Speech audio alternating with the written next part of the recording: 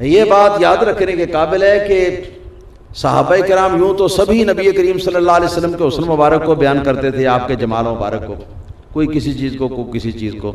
مگر صحابہ کرام میں سے کچھ ایسے حضرات تھے کہ جو سر مبارک کے چوٹی سے لے کر پاؤں مبارک کے ناخن تک نبی کریم صلی اللہ تعالی وسلم کا مکمل حلیہ جو ہے وہ بیان کرنے میں مشہور تھے اور معروف تھے۔ یہ چند صحابہ کرام ہیں رضوان اللہ علیہم اجمعین، ان میں ایک حضرت مولا علی رضی اللہ تعالیٰ عنہ بھی ہے۔ ان حضرات کے پاس دوسرے اسٹیٹوں سے لوگ جو ہیں وہ سرکار کی وفات کے بعد یہ مہینوں کے سفر کر کے تو ان لوگوں کے پاس آتے اور آ کے تو درخواست کرتے کہ حضور ہمیں رسول اللہ صلی اللہ علیہ وسلم کا حلیہ مبارک بیان فرمائیں۔ تو پھر وہ باقاعدہ غسل کر کے اور اعلیٰ کپڑے پہن کے اور اس کے بعد پھر محدثانہ شان کے ساتھ بیٹھ جاتے اور بیٹھ کر تو وہ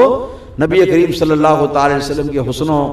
جمال کو اس طرح بیان کرتے گویا کہ آنکھوں کے سامنے یہ حسن و جمال جو ہے وہ رکھا ہوا ہے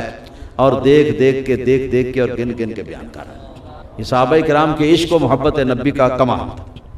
یہ علی بن ابی طالب رضی اللہ تعالیٰ عنہ چوتھے خلیفہ ہیں نبی کریم صلی اللہ تعالی علیہ وسلم کے، رسول اللہ صلی اللہ علیہ وسلم کے چچا، حقیقی چچا ابو طالب کے یہ بیٹے ہیں،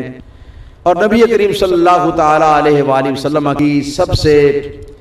لاڈلی شہزادی حضرت فاطمہ زہرا رضی اللہ تعالی عنہا کے شوہر نامدار ہیں، اور نبی کریم صلی اللہ تعالی علیہ وآلہ وسلم پر یہ ان لوگوں کے اندر یہ ایمان لائے کہ جو سب سے پہلے نبی کریم صلی اللہ علیہ وسلم پر ایمان لائے تھے۔ بعض محدثین نے یہ لکھا کہ بچوں میں سب سے پہلے جو شخص نبی کریم صلی اللہ علیہ وسلم پر ایمان لایا وہ حضرت علی مرتضیٰ رضی اللہ تعالیٰ۔ اب یہاں ایمان کی بات آئی ہے تو ایک بات کا ازالہ کرتا جاؤں، مات آپ سمجھیں کہ علی مرتضیٰ جب تک ایمان نہ لائے تھے اس وقت تک بت پرستی کرتے تھے، نعوذ باللہ، یہ جسے شراب چلتی تھی یا اور ایسے خرافات ہوتے تھے وہ کرتے تھے؟ نہیں۔ یاد رکھیں کہ صحابہ کرام میں دو ہستیاں، ایک سیدنا ابو بکر صدیق رضی اللہ تعالیٰ عنہ اور دوسرے حضرت علی مرتضیٰ رضی اللہ تعالیٰ عنہ، ان دو ہستیوں کے بارے میں امام اہل سنت فاضل بریلوی رضی اللہ تعالیٰ عنہ نے کبار ائمہ سے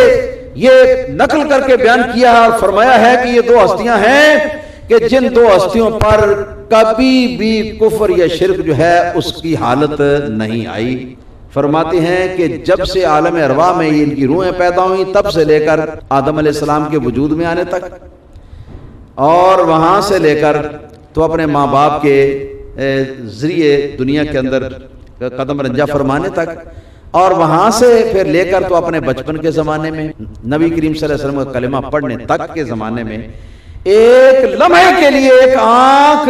جھپکنے کے زمانے کے لیے بھی، ایک پل کے زمانے کے لیے بھی نہ کبھی انہوں نے کفر کیا ہے، نہ شرک کیا ہے، نہ جاہلیت کا کوئی کام کیا۔ یہ دو ہستیاں صحابہ کرام میں سے ہیں۔ پھر اس کا کیا مطلب کہ بچوں میں سب سے پہلے جس نے سرکار کا کلمہ پڑھا وہ یہ ہیں، مسلمان ہوئے وہ یہ ہیں۔ اس کا کیا مطلب پھر؟ وہ تو پہلے ہی مسلمان تھے، پہلے ہی موحد تھے، پہلے ہی مومن تھے، کبھی شرک ان کے قریب سے نہ گزرا تھا۔ تو اس کلمہ پڑھنے سے مراد یہ ہے کہ اس سے پہلے وہ ملت ابراہیمی پر تھے، اس سے پہلے وہ ملت ابراہیمی پر تھے اور موحد تھے اور مومن تھے اور مسلمان تھے، اور ملت ابراہیمی کے اوپر یہ قائم تھے۔ زمانہ جاہلیت کی ہوا ان کو نہیں چھونے پائی، اور جب رسول اللہ صلی اللہ علیہ وسلم دنیا میں تشریف لائے تو سرکار کا کلمہ اس لیے پڑھا کہ اب سرکار دو عالم صلی اللہ علیہ وسلم کی امت کے اندر اور آپ کے صحابیوں کے اندر شامل ہو جائیں۔ اگر کلمہ نہ پڑھتے تو سرکار کی امتی تو نہ بنتے، نہ سرکار کا صحابی بنتے۔ تو یہ سرکار کی صحابیت اور سرکار کا امتی ہونا جو ہے، یہ اس شرف اور اس فضیلت کو حاصل کرنے کے لیے یہ لوگ جو ہیں ان کو اللہ پاک نے توفیق عطا فرمائی کہ انہوں نے نبی کریم صلی اللہ تعالی علیہ وسلم کا کلمہ پڑھا۔ ان کی خلافت جو ہے 4 مہینے اور 9 ماہ تک ہے۔ جس دن حضرت عثمان ذو النورین رضی اللہ تعالیٰ عنہ کو شہید کیا گیا تو اس دن کے آخر میں حضرت علی مرتضیٰ رضی اللہ تعالیٰ عنہ کے ہاتھ پر بیعت ہوئی۔ 17 رمضان المبارک کو عبد الرحمن بن ملجم خارجی نے، جو کہ مراد قبیلے سے تعلق رکھتا تھا کوفہ میں، اس نے فجر کے وقت مسجد میں آتے ہوئے راستے میں آپ پر زہر کے اندر بجھائی ہوئی تلوار جو ہے اس کے ساتھ وار کیا، جس کے نتیجے میں 2-3 دن جو ہے وہ آپ زندہ رہنے کے بعد اپنے رب کو پیارے ہو گئے۔ آپ کے صاحبزادگان حضرت حسن اور حسین رضی اللہ تعالیٰ عنہما، ان دونوں نے آپ کو غسل دیا، باقی صاحبزادگان جو ہیں ساتھ معاونت کر رہے تھے، پانی وغیرہ دے رہے تھے،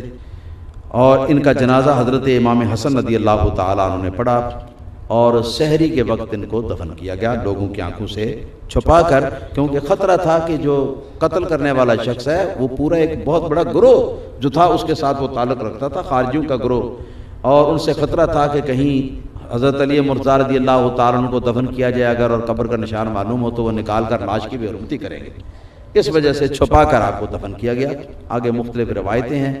کچھ صاحب حال جو ہیں وہ جانتے بھی ہیں گھر کے لوگوں میں سے، واللہ تعالی اعلم بالصواب۔ اور جس دن حضرت علی مرتضیٰ رضی اللہ تعالیٰ عنہ آپ کی وفات ہوئی ہے، یا جس دن علی مرتضیٰ رضی اللہ تعالیٰ عنہ جو ہیں وہ خلیفہ بنے ہیں نبی کریم صلی اللہ علیہ وسلم کے، یہ 4 سال کے عرصے کے اندر اہل سنت و جماعت کا اجماع ہے کہ آپ کی خلافت کے شروع سے لے کر آپ کی وفات تک دنیا بھر میں کوئی شخص بھی آپ کے برابر اور آپ کا مثیل نہیں تھا درجے کے اعتبار سے، بلکہ سب سے زیادہ درجے میں فائق تر حضرت علی ہی تھے رضی اللہ تعالیٰ عنہ۔